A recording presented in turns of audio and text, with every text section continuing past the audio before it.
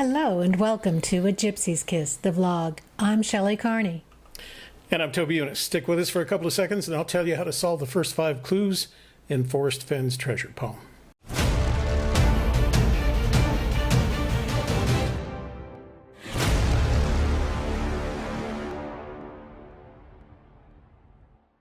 The first 5 clues, you're going to tell them the first 5. There's only 4 left after that. You're just basically giving them the answers. Well, no, I mean, you've still got to figure out the others, but these to me were pretty obvious. Oh. And I think it gives everybody a chance to say, like, okay, well, I get that. The good news is it means we can get all those people out of Yellowstone, no more park destruction. So this is actually pretty good news. So we're still not going to Yellowstone. We are definitely not going. You can Okay. cross Yellowstone off your list. All right, we did. Yeah. And we'll do it again. Yeah. So, first 5 clues in our lexicon. Begin at where warm waters halt. This is the poem. Well, it starts a second stanza because that's where the clues are, but I wanted to make sure everybody understood that this is what we're going to talk about today. First 5 clues in the poem, beginning where warm waters halt, canyon down, not too far, below the home of Brown, from there it's no place for the Meek, which I think is pretty good considering it's rare that we see anybody get beyond that. True. Yeah, That's true. So, That's what Fenn told us. So put your seatbelt on, because here we go. Ready? Yep.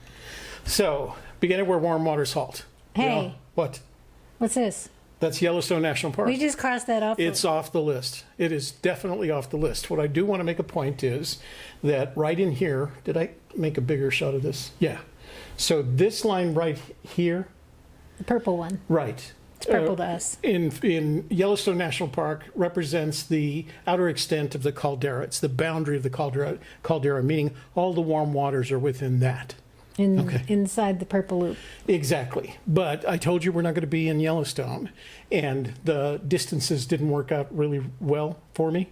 So I wanted to get out of Yellowstone. So what I decided is that the warm waters halt at the border of Yellowstone.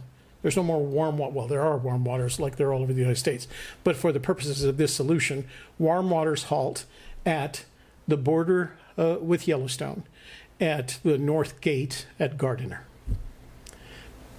No more warm waters after that. I mean, fennily speaking. I just made that word up. Yeah, you make up a lot of words.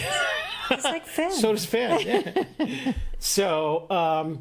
So here's Gardiner. It's the North Gate to Yellowstone. The border of Yellowstone is there. All the warm waters, in the context of how we think of warm waters, are inside that border. We are not in Yellowstone. We're actually starting right there in Gardiner. Just outside of Yellowstone. Like this much. Yeah. Yeah. Cross Yellowstone off your list. Uh-huh. So there were 2 things that were interesting about me when I cut out this map. The first one was the Gallatin National Forest. The map of the area that we're going to be working in is the Gallatin National Forest. That reminded me of Fenn's line in the chapter entitled Looking for Lewis and Clark, where he says, and we got a map of the Gallatin National Forest that would really come in handy later on. Now, it turns out that he used it to make a fire, but I thought, he's always said, you need the book, you need the poem, and you need a good map.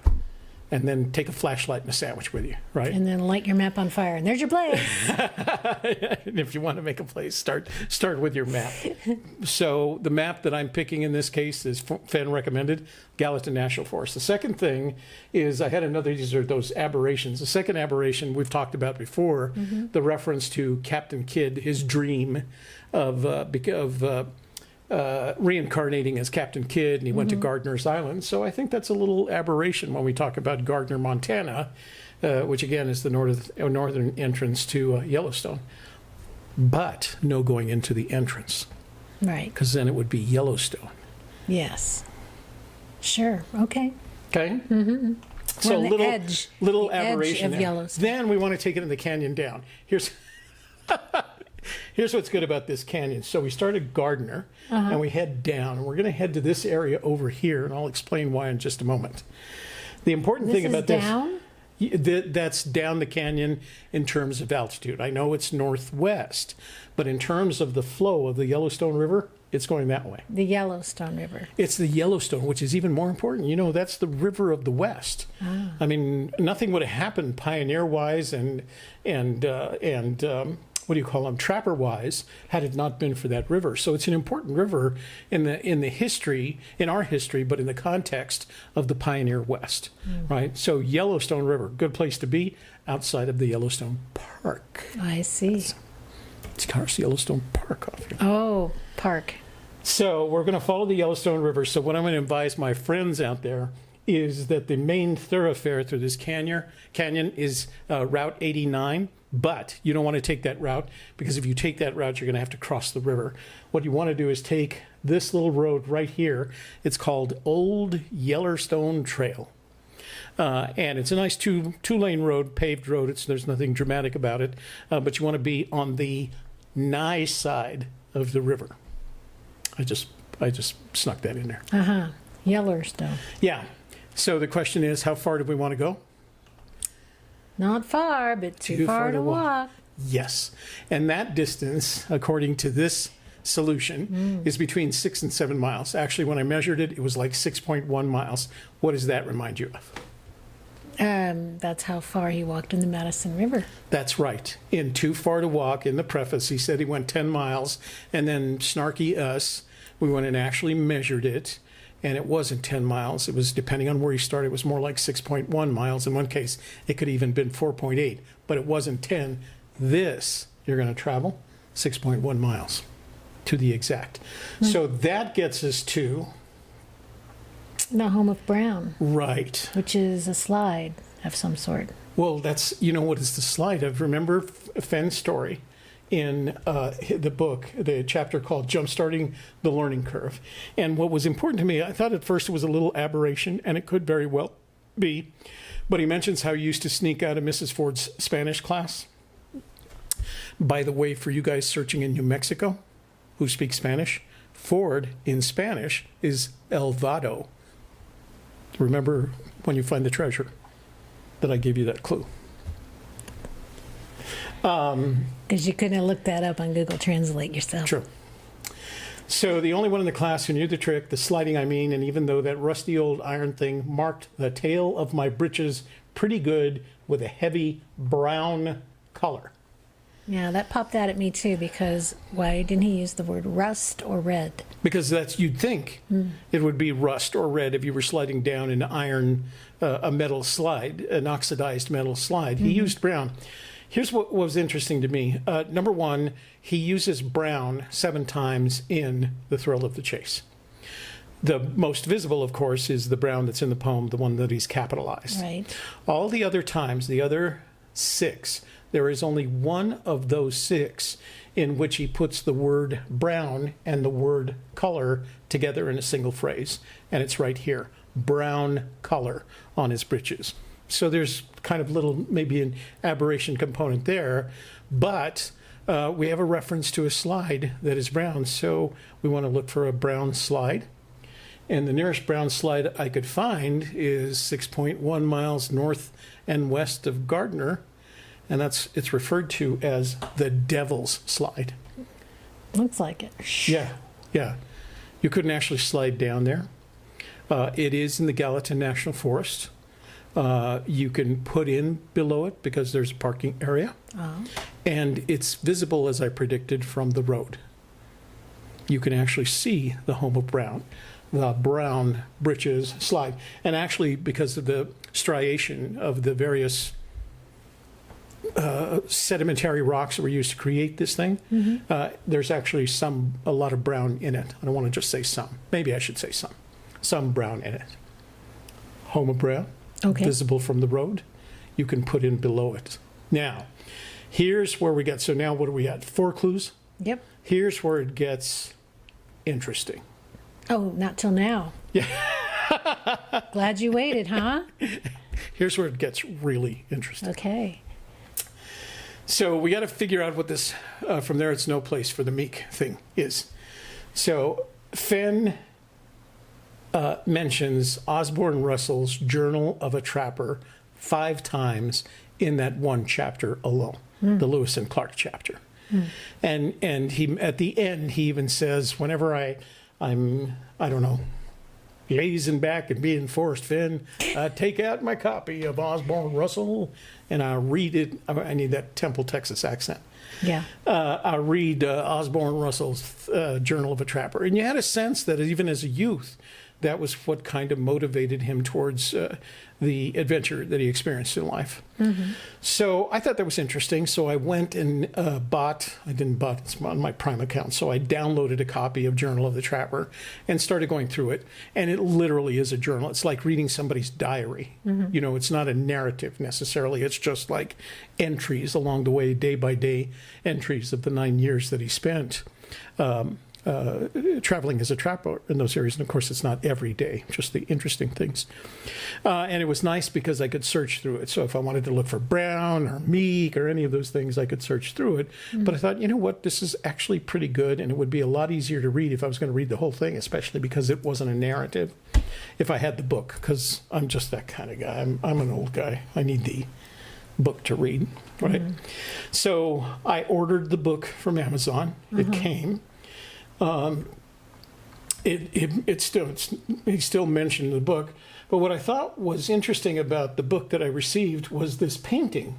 It was an interesting painting because it looked like a mountain man, and I thought, well, let me look that up. So I did a little Googling and thought to myself, well, I'm going to get kind of an odd time when somebody painted Osborne Russell, because none of the pictures I had seen of Osborne Russell were quite that elegant. This looks pretty elegant when you think about it. What I discovered is that the painting was done by a guy whose name is Rainey.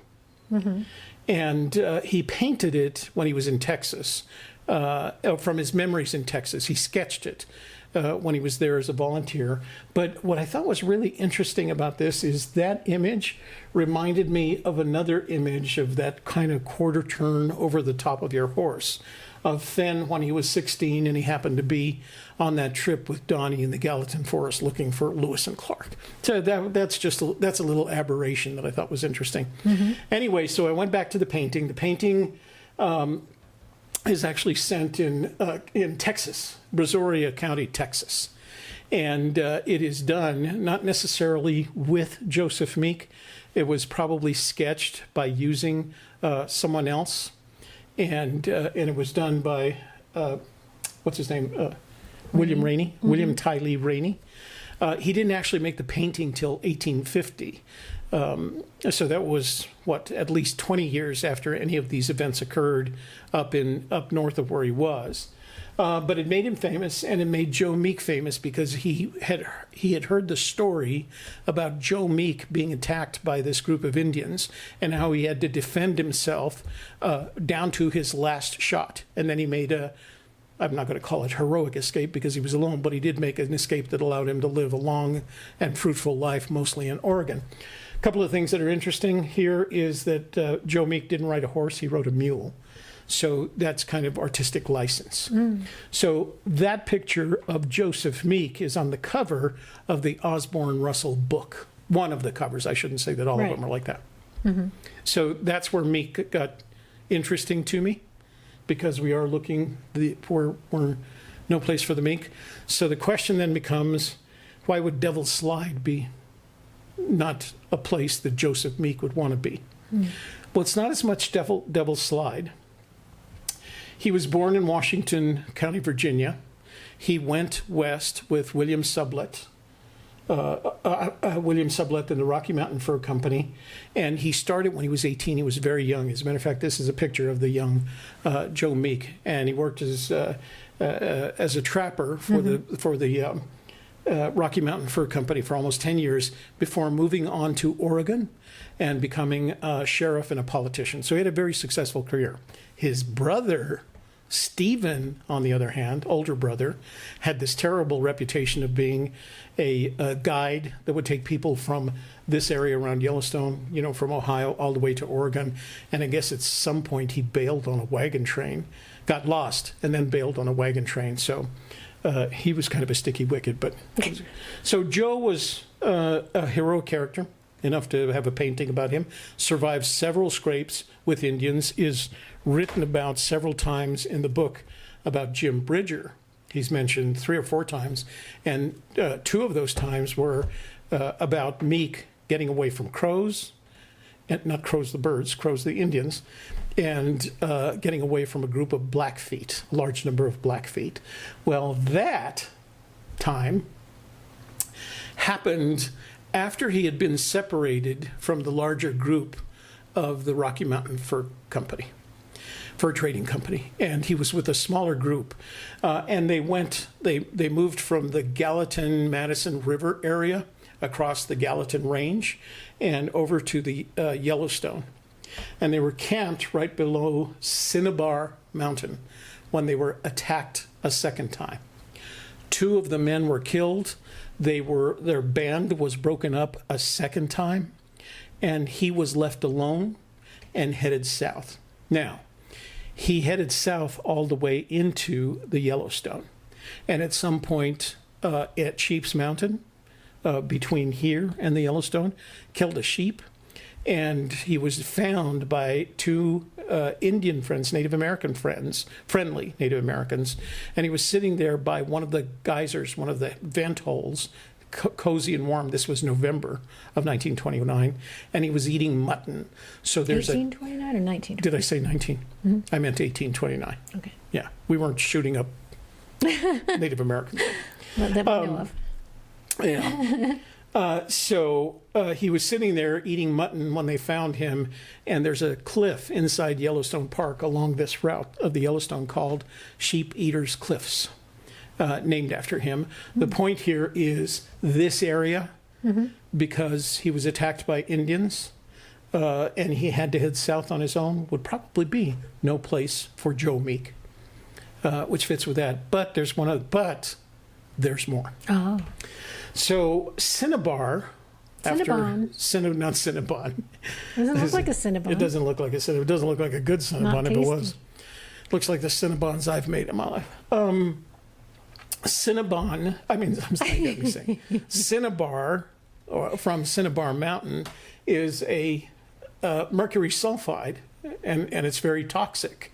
As a matter of fact, it was used by the ancients, the Greeks and the Romans, to extract what they called, what did they call silver? Quicksilver? Quicksilver, yeah. Mm-hmm. Mercury? I'm sorry, what they called mercury. They called it quicksilver, used to extract. And then they used it in as a pigment in paints to create the color vermilion. And somebody noticed that a lot of these painters that used a lot of red were dying off. And it was from the heavy metals that were entering their body. Mm-hmm. So that's another reason Joe Meek, or anybody else for that matter, wouldn't want to be there. So it is definitely no place for the meek. Now, that's the first 5 of the clues. Okay. As far as we're concerned, for the Montana solution. Begin at where warm waters halt, at the border between Yellowstone Park and what is effectively Montana, because by that time you're at the North Gate in Gardner. Mm-hmm. Take it in the canyon down. You're going to head northwest in the canyon that was made by the Yellowstone River, which is the river of the West. Not far, but too far to walk. Less than the 10 miles that Fenn talks about in the preface of Too Far to Walk, and more like the 6.1 miles that we actually predicted when we measured it.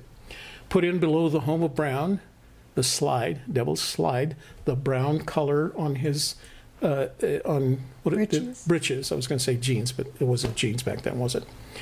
The brown color of his breeches, visible from the road. The brown streak on his pants was visible from the road? No, the Devil's Slide, visible from the road, like I predicted. Oh, okay. Like I predicted in the last video? Yes. And from there, not only are you in Cinnabar territory, but you're in the territory where Joseph Meek, no place for him to be there because the Native Americans are after his scalp. Not anymore, but I mean. Well, he was stealing all them furs. No place for the Meek. What do you think? Let's go. Yeah, we're going to have to go, aren't we, if we're going to go this far with it? Yeah. 4 more clues. What's left? If the end is ever drawing nigh. Find that blaze. And yeah, got to find that golden. Blaze. Golden. All right. So, That's my story, and I'm sticking to it. Okay, let's go. I'm ready. Okay, we're gonna have to wait till September because we got to travel in August. So we're going up to Nebraska for the eclipse, so we can see the eclipse. We'll make some short videos for you guys. Yeah, maybe we'll go get a Cinnabon. Cinnabar? Cinnabon. Cinnabon. Now you got me confused. So Next week, we're going to talk about this here map. that their map is actually on the poem page of The Thrill of the Chase. And if you're one of the people, one of the searchers that's looking in New Mexico, this map is very important to you. And next week, we're going to talk about A, why it's so important, and B, how you can reduce your starting points down to probably 3, maybe 5 that are in New Mexico, just because of this map. Awesome. So join us next week and learn more about searching in New Mexico and how you can narrow down your search for a Gypsy's Kiss the Vlog. I'm Shelley Carney. And I'm Toby Eunice. Thanks for watching. We look forward to seeing you next week. Bye-bye.